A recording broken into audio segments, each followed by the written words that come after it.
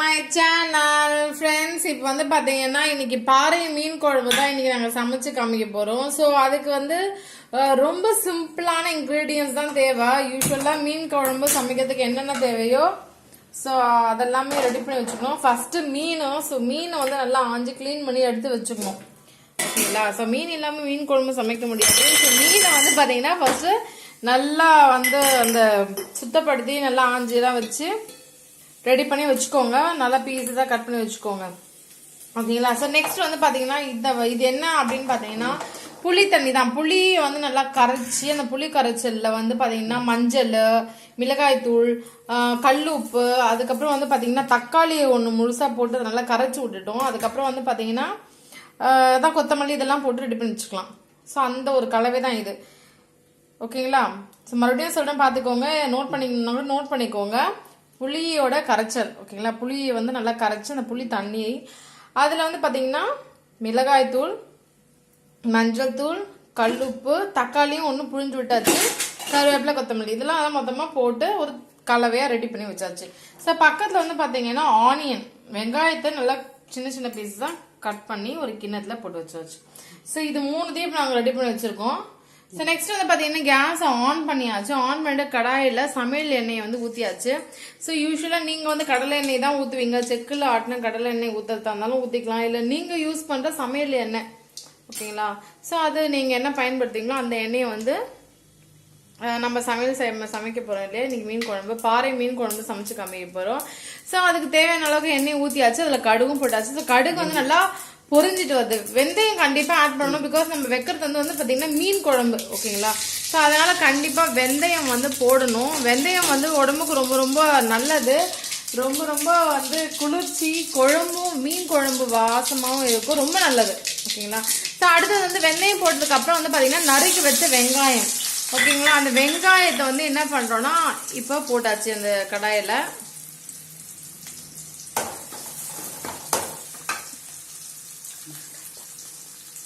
இது மீன் குழம்புன்றதுனால மாங்காய் இருக்கு, மாங்காய் சீசன்னா நீங்க கண்டிப்பா மாங்காவும் ஒரு 3 பீசஸ் 4 பீசஸ் உங்களுக்கு அந்த சில பேர் புளிப்பு ரொம்ப பிடிக்காதுன்னா அது மாதிரி சும்மா 1 மட்டும் போட்டுக்கோங்க. மாங்காய் சொல்றேன். பட் இப்போ மாங்காய் சீசன் கிடையாது, அதனால நாங்கள் மீன் குழம்புல வந்து மாங்காய் இன்க்ளூட் பண்ணலை. இருந்தாலும் நான் ஜஸ்ட் சொன்னேன். ஓகேங்களா? இன்னைக்கு மாங்காய் இல்லாமல் தான் சமைச்சு காமிக்கிறோம். பிகாஸ் மாங்காய் சீசன் வந்து கிடையாது. இப்போ வந்து பாத்தீங்கன்னா இந்த வெங்காயம் வந்து நல்லா வதங்கணும். அது வந்து பொன்னிறமா மாறணும். ஓகேங்களா? ஒரு கோல்டன் கலர்ல மாறுற அளவுக்கு நல்லா வதங்கணும். ஸோ தேவைப்பட்டா பச்சை மிளகாவையும் சின்னதாக கீறி ஒரு 2 பீசஸ் போட்டுக்கலாம். இப்போ வந்து பாத்தீங்கன்னா இதுவே இருந்தா போதும். நம்ம வந்து சூப்பரான ஒரு பாறை மீன் குழம்பு வந்து தயார் பண்ணிடலாம். ஸோ வந்து இப்போ வந்து தேவையான பொருள் பத்தி எல்லாத்தையுமே சொல்லியாச்சு. என்னென்ன போட்டு இன்கிரீடியன்ஸ் எல்லாம் வச்சு நம்ம ஒரு அருமையான மீன் குழம்பு, பாறை மீன் குழம்பு வந்து சமைக்க போறோம்னு சொல்லிட்டேன். வெங்காயம் ஒரு பக்கம் நல்லா வதங்கிட்டு இருக்கு. நம்ம அதுல சமையல்ல வந்து இன்க்ளூட் பண்ண வேண்டிய அந்த கலவையை வந்து ரெடி பண்ணி வச்சாச்சு. நெக்ஸ்ட் வந்து பாத்தீங்கன்னா இந்த மீன் காமிக்கிறேன் பாருங்க. ஸோ கொஞ்சம் இப்படி க்ளோஸ்அப்ல காமிக்கிறேன். பாறை மீன் சாப்பிட்டது இல்லைன்னா கண்டிப்பாக வாங்கி சாப்பிடுங்க. எல்லாரும் நிறைய பேர் வந்து ஒரு விஷயத்த காமனாக பண்ணுறாங்க. ஏதோ ஒரு இப்போ ஃபார் எக்ஸாம்பிள் சங்கரா மீன் தான் சாப்பிட்றாங்கன்னா எப்போவுமே அதே மீனையும் வாங்கி அதே சமைக்கிறாங்க ரெகுலராக. பட் எல்லா மீன்லேயும் ஒவ்வொரு விதமான விட்டமின்ஸு சத்து எல்லாமே இருக்குது. ஸோ நீங்கள் என்ன பண்ணணும் அப்படின்னு பார்த்தீங்கன்னா மீன் வந்து கண்டிப்பாக ப்ரோட்டீன் சத்து இருக்குது. இருந்தாலுமே நீங்கள் ஒரே மீனாக ட்ரை பண்ணுறதை விட வேறு மீன் வந்து ட்ரை பண்ண நல்லது. இன்னைக்கு பாறை மீன்னா நாளைக்கு வஞ்சர மீன், இன்னொரு நாள் லைக் வாழை மீன், இது மாதிரி நிறைய மீன் வகைகள் இருக்குது. சங்கரா மீன் இருக்குது, எறா இருக்குது. இது மாதிரி டிஃப்ரெண்ட்டாக நீங்கள் வந்து ட்ரை பண்ணுங்க பாருங்க. ஓகேங்களா? கோலா மீன் இருக்குது, ஷீலா இருக்குது, கிளிச்ச மீன் இருக்கு. ஸோ ஒவ்வொரு மீனும் ஒவ்வொரு டேஸ்ட் வந்து கண்டிப்பாக கொடுக்கும். டேஸ்ட் டிஃப்ரென்ஸ் கண்டிப்பாக இருக்கும். ஓகேங்களா? ஸோ இப்போ வந்து பார்த்தீங்கன்னா வெங்காயம் பொன்னிறமாக மாறணும் இல்லையா? இப்போ வந்து பார்த்தீங்கன்னா அந்த பச்சையாக இருந்தது வந்து இன்னைக்கு கொஞ்சம் அப்படி கோல்டன் கலரில் மாறிச்சு பாருங்க. பொன்னிறமாக வதங்கிடுச்சு. ஸோ நெக்ஸ்ட் நம்ம எப்படி இந்த மீன் குழம்பு சமைக்க போகிறோம், என்ன ஆட் பண்ண போகிறோம்னு பாருங்க. ஸோ அடுத்து வந்து பார்த்தீங்கன்னா நான் ஆல்ரெடி நம்ம வச்சுருந்தோம் இல்லையா, ஒரு ரெடி பண்ணி ஒரு கிண்ணத்தில் புளிச்சாறு நல்லா இந்த புளி தண்ணியை ரெடி பண்ணி வச்சுருந்தோம். அதுலேயே ஒரு தக்காளியை போட்டு நல்லா நசுக்கி விட்டுருந்தோம். அதுலேயே மிளகாய்த்தூள், மஞ்சள் தூள், கல்லுப்பு, கருவேப்பிலை, கொத்தமல்லி எல்லாமே போட்டு வச்சிருந்தோம். ஸோ அதையும் மொத்தமாக எடுத்து கடாயில் ஊற்றியாச்சு. ஸோ மீன் குழம்புனா ஒரு விஷயம் நல்லா ஞாபகம் வச்சுக்கோங்க. நம்ம இப்போ வந்து குழம்பு தேவையான அளவுக்கு இப்போ நம்ம வந்து ரெடி பண்ணிட்டோம்லையே, அதை நல்லா கொதிக்க விடுங்க. தாராளமாக கொதிக்க விடுங்க. ஒரு 20 நிமிஷம் கூட நல்லா கொதிச்சு நல்லா சுண்டி வரட்டும். அந்த மாதிரி டைமில் வந்து என்ன பண்ணணும்னா, இங்கே நம்ம ஆஞ்சி வச்சிருக்க இந்த பாறை மீனை வந்து என்ன பண்ண போறோம்னா சேர்ப்போம். ஓகேங்களா? ஒன்ஸ் இந்த குழம்பு நல்லா கொதிச்சதுக்கு அப்புறம்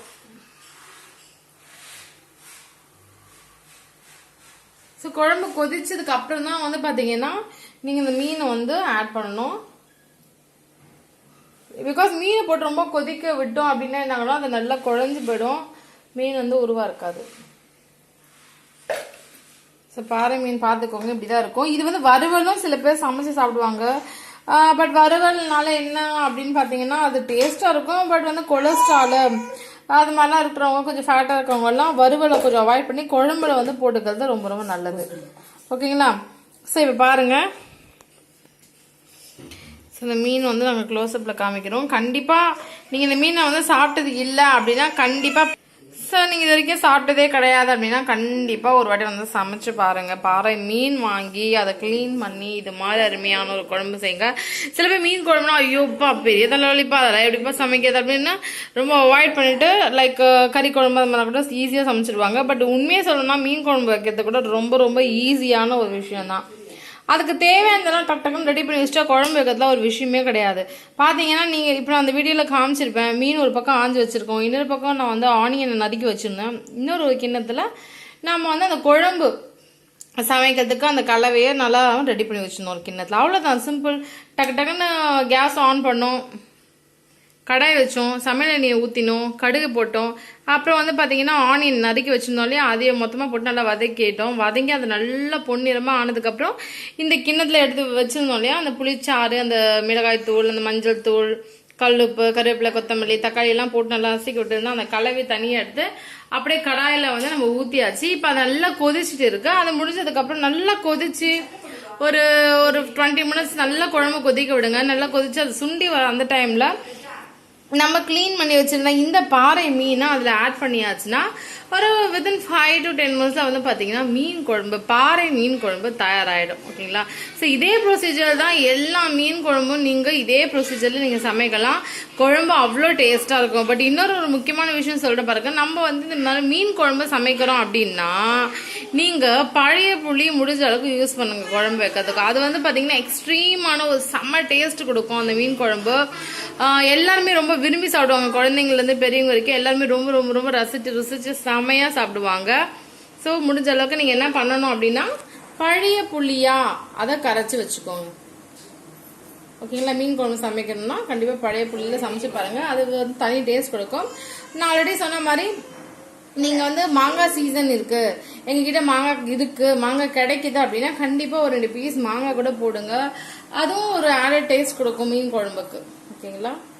ஸோ மீன் குழம்பு வைக்கிறது இந்த முறையில் தான், இந்த மெத்தடில் தான், சவுத் இந்தியன் ஸ்டைலில், சென்னை ஸ்டைலில், தமிழ்நாடு ஸ்டைலில் இந்த மாதிரி தான் வந்து பார்த்தீங்கன்னா சமைப்பாங்க. ஸோ கண்டிப்பாக வந்து பார்த்தீங்கன்னா வெந்தயத்தை நிறைய பேர் மறந்துடுவாங்க, மிஸ் பண்ணிடுவாங்க. ஸோ அது வந்து கண்டிப்பாக கடுகு போட்ட உடனே வெந்தயத்தை போட்டுட்டு அதுக்கப்புறமா நீங்கள் அந்த ஆனியனை நறுக்கி வச்சுருந்த அந்த ஆனியனை நீங்கள் என்ன பண்ணுங்கன்னா அந்த கடாயில் போட்டு வதக்கிட்டு அதுக்கப்புறம் இந்த குழம்ப எடுத்து ஊற்றி நல்லா கொதிச்சுட்டு வந்து பாருங்க. ஸோ ரொம்ப ரொம்ப ரொம்ப சிம்பிள் தான், யாருன்னா சமைக்கலாம், லேடிஸ் பாய்ஸ் யாருன்னா சமைக்கலாம். ஓகேங்களா? ரொம்ப ஈஸியான மெத்தட் தான் இது. இன்னொரு ஒரு விஷயம் சொல்றேன் பாருங்க, மண் அடுப்பு இருக்கு உங்க வீட்டுல அப்படின்னா கண்டிப்பா மண் அடுப்புல சமைச்சிடுங்க. முடிஞ்சா இப்ப வந்து மண் பாத்திரங்கள்லாம் நிறைய பேர் யூஸ் பண்ண ஆரம்பிச்சிட்டாங்க. ஸோ உங்ககிட்ட பானை இருக்கு, மண்ணாலான சட்டி இருக்குன்னா கண்டிப்பா அதுல குழம்பு கூட்டி பாருங்க, அது வேற லெவல் டேஸ்ட் இருக்கும். அதுல கண்டிப்பா குழம்பு சமைச்சு பாருங்க. ஓகேங்களா?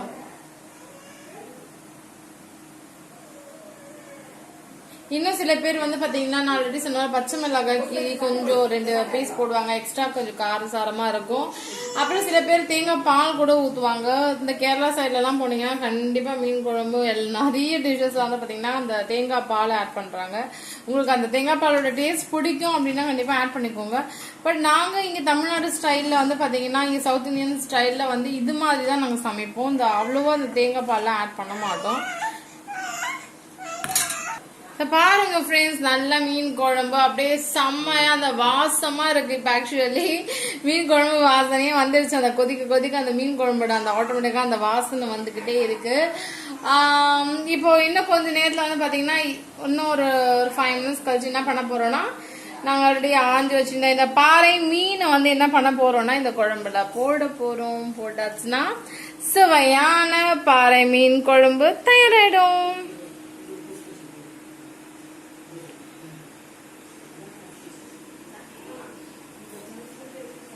ஆக்சுவலி சொல்லணும்னா இது வந்து வறுவலுக்கு கூட வேற லெவல் டேஸ்டா இருக்கும். பிகாஸ் இதுல அந்த அளவுக்கு முள் இருக்காது.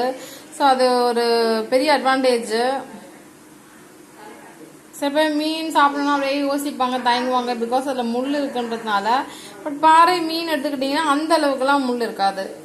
ஓகேங்களா? ஸோ கண்டிப்பா குழந்தைங்களுக்கு கூட இதை அந்த மீன் குழம்பு வச்சோ இல்லை மீனை இந்த பாறை மீனை வறுவல் செஞ்சோ கண்டிப்பா கொடுக்கலாம்.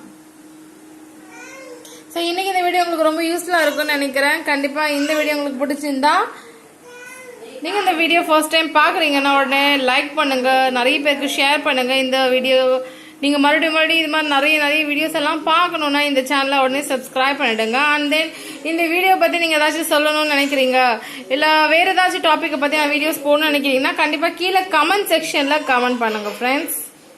ஸோ இப்போ பாத்தீங்கன்னா ஃப்ரெண்ட்ஸ் வந்து பாத்தீங்கன்னா ஒரு அருமையாக ஒரு பாறை மீன் குழம்பு இன்னைக்கு செஞ்சு காமிக்க போறோம்னு சொல்லியிருந்தேன் இல்லையா? ஸோ இப்போ பாருங்க இந்த மீன் குழம்பு நல்லா அப்படியே கொதி நல்லா கொதிச்சாச்சு. ஸோ குழம்பு கொதிச்சதுக்கு அப்புறம் தான் பாறை மீனை வந்து ஆட் பண்ணோம்னு ஆல்ரெடி சொல்லியிருந்தேன். இப்போ வந்து பாருங்க இந்த மீனை அந்த குழம்புல போட்டு மீன் குழம்பா டக்குன்னு ரெடி பண்ணி காமிக்க போறோம். ஆக்சுவலி வறுவலுக்கு வேற ஏதாவது டேஸ்டா இருக்கும். பட் இன்னைக்கு வந்து பாத்தீங்கன்னா பாறை மீன் குழம்பு தான் சமைக்கிறோம்.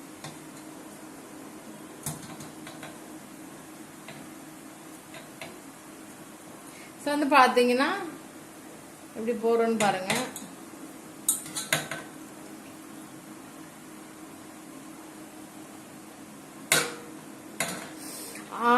சூப்பர், ஃபேண்டாஸ்டிக்கா ஒரு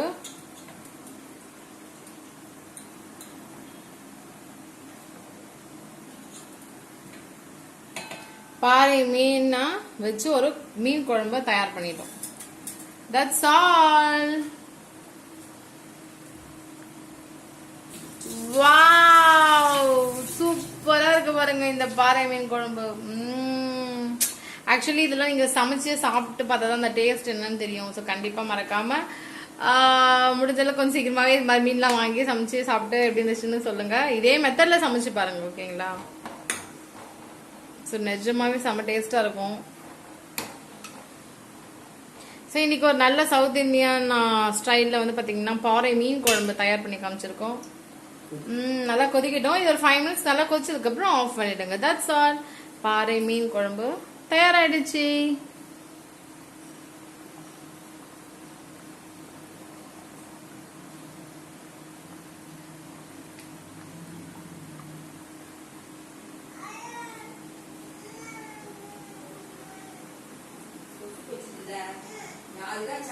ஸோ ஃப்ரெண்ட்ஸ் இது மாதிரி நிறைய மீன் குழம்பு இல்லை இன்னும் டிஃப்ரெண்டான ஒரு நல்ல நியூ வீடியோஸ்லாம் நீங்கள் பார்க்கணும்னு நினச்சிங்கன்னா இந்த சேனலை கண்டிப்பாக உடனே சப்ஸ்கிரைப் பண்ணிடுங்க.